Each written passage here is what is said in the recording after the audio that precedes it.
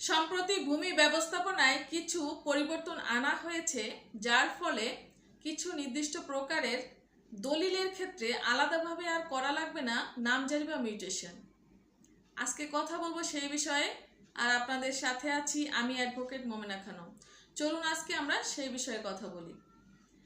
মূলত 7টি দলিলের ক্ষেত্রে আলাদাভাবে আর করা লাগবে না নামজারি বা মিউটেশন। উক্ত 7টি দলিল সাব রেজিস্ট্রি অফিসে রেজিস্ট্রি কার্যক্রম সম্পাদন করা হলে সেই তথ্য স্বয়ংক্রিয়ভাবে এসিল্যান্ড অফিসে চলে যাবে এবং নামজারি বা মিউটেশন ডিজিটাল মাধ্যমে সম্পন্ন হবে। কাজেই আলাদাভাবে আর মিউটেশন করা লাগবে না। চলুন তাহলে দেখে নেই সেই 7টি দলিল কি কি। ফার্স্ট ওয়ান হচ্ছে সাধারণ বিক্রয় দলিল বা সাবকবলা দলিল। সেকেন্ড ওয়ান হচ্ছে হেবা দলিল। থার্ড ওয়ান হচ্ছে হেবা বিল এওয়াজ। অ্যান্ড ফোর্থ ওয়ান হচ্ছে এওয়াজ বদল দলিল। ফিফথ ওয়ান হচ্ছে ওসিয়তনামা দলিল।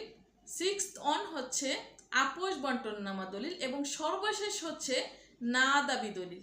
এই 7টি দলিলের ক্ষেত্রে আলাদাভাবে আর আপনাদেরকে কোনো নামজারি বা মিউটেশন করতে হবে না।